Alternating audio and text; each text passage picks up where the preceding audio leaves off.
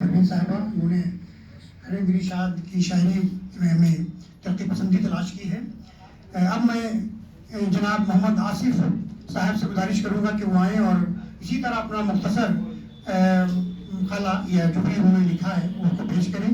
یہ مولانا سٹی میں research scholar ہیں اور یہ افسانے کے حوالے سے 21ویں صدی کے اردو افسانے میں سیاسی و سماجی شعور کے عنوان سے یہ ریسرچ کر رہے ہیں. میں ان سے گزارش کروں گا کہ وہ آئیں اور ہریندر ارشاد کی کتاب پر اپنی رائے کا اظہار کریں.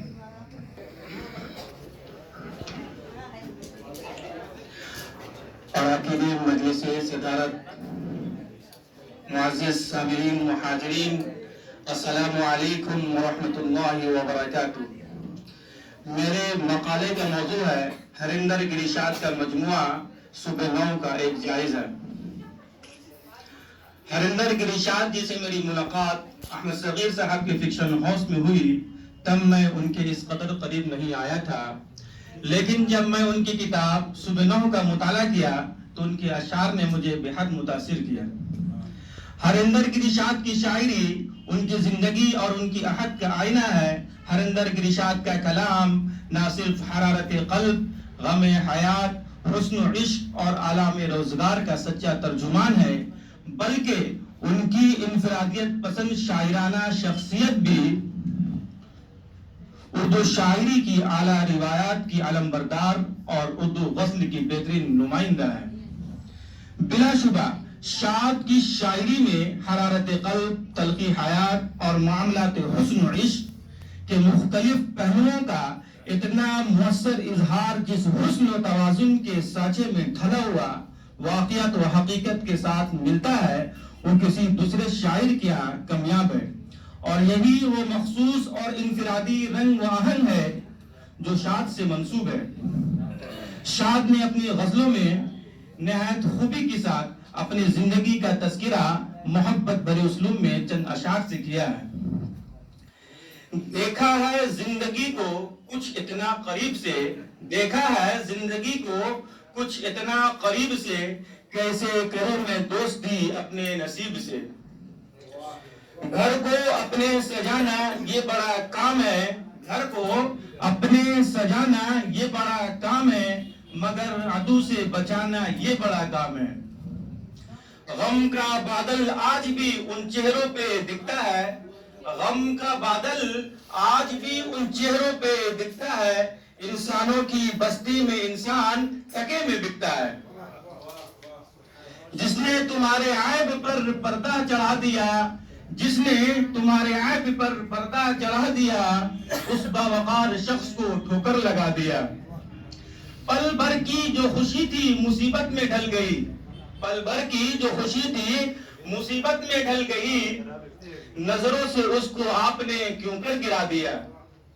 بلا شبہ شاد عوامی شاعر ہیں، ان کی شاعری میں ہندوستانی ماحول اور تہذیب کی جھلکیاں ملتی ہے. انہوں نے یہاں کے سیاست، موسموں، تہواروں اور انسانی زندگی کے مختلف پہلوؤں پر بہت سے اشعار کہے ہیں. عام موضوعات کو سیدھی سادھی زبان میں بیان کرنا شاد کی بہت بڑی خوبی ہے. وہ موقع اور موضوع کے اعتبار سے مناسب الفاظ کا استعمال کرتے ہیں. انہوں نے اپنی شاعری میں مقامی الفاظ کا استعمال کیا ہے. شاد موجودہ سیاست اور ماحول کے متعلق کہتے ہیں، یہ دور سیاست ہے تم اب بھی سمجھ جاؤ، یہ دور سیاست ہے تم اب بھی سمجھ جاؤ، گر خود پہ بھروسہ ہے تو آگے نکل جاؤ.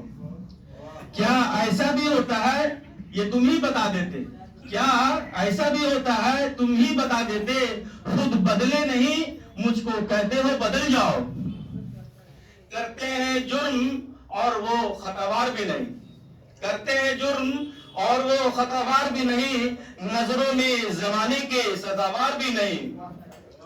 کچھ لوگ چند سکے پہ بکنے لگے ہیں آج، کچھ لوگ چند سکے پہ بکنے لگے ہیں آج، ایسا نہیں کہ کوئی خریدار بھی نہیں.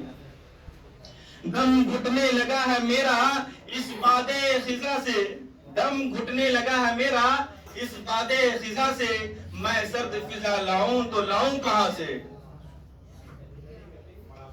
اب گوشہ نشینی میں تو گھٹتا ہے میرا غم، اب گوشہ نشینی میں تو گھٹتا ہے میرا دم، اور کچھ بھی کسی کو نہیں کہتا میں زباں سے۔ تم کچھ بھی زباں سے نہ کہو اے میرے ہمدم، تم کچھ بھی زباں سے نہ کہو اے میرے ہمدم، حالات سمجھ لیتا ہوں چہرے کے نشاں سے۔ ہریندر گریشاد ایک اچھے اور اہم شاعر ہیں اور اپنی تخلیق میں نہایت دیانتداری سے کام لیتے ہیں۔ سچائی، دیانتداری، خلوص و محبت اور صداقت ان کی نمایاں خصوصیات ہے۔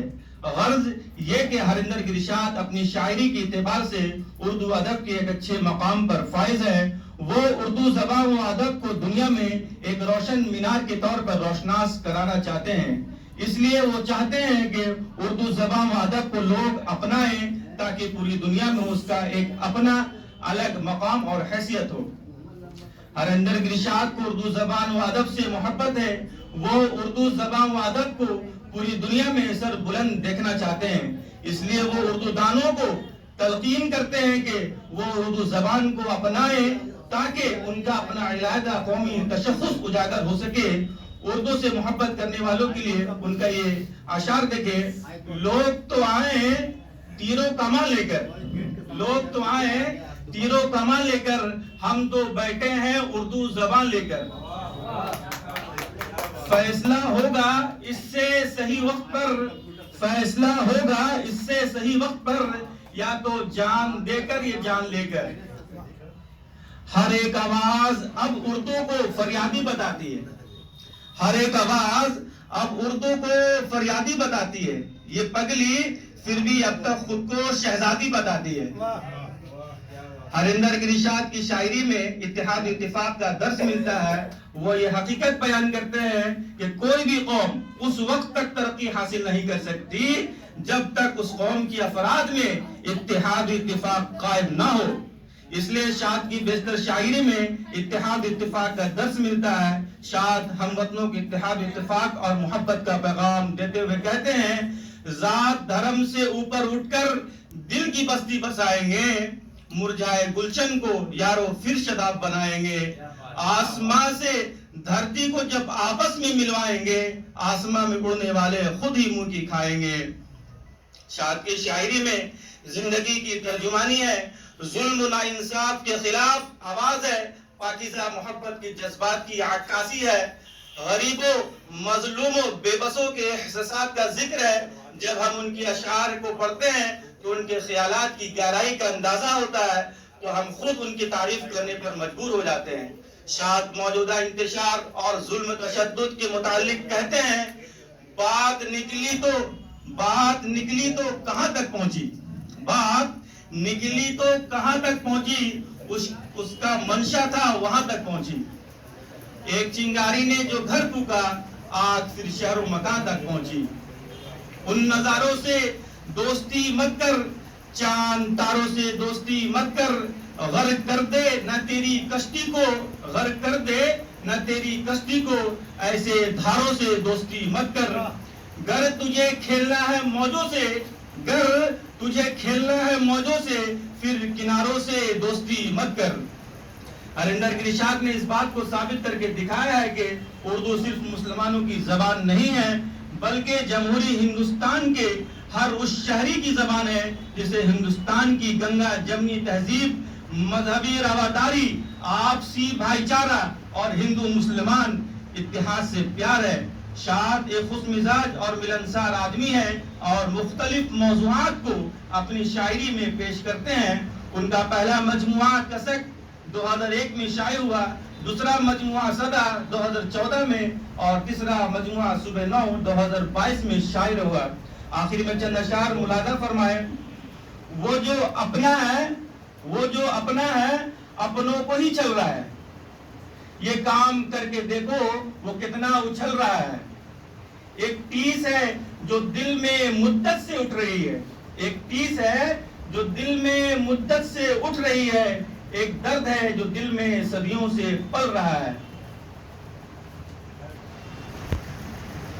وہ ڈھونڈتا ہے مجھ میں برسوں سے جو برائی، وہ ڈھونڈتا ہے جو مجھ میں برسوں سے جو برائی، میرے ہی نقش پا پر دیکھو وہ چل رہا ہے۔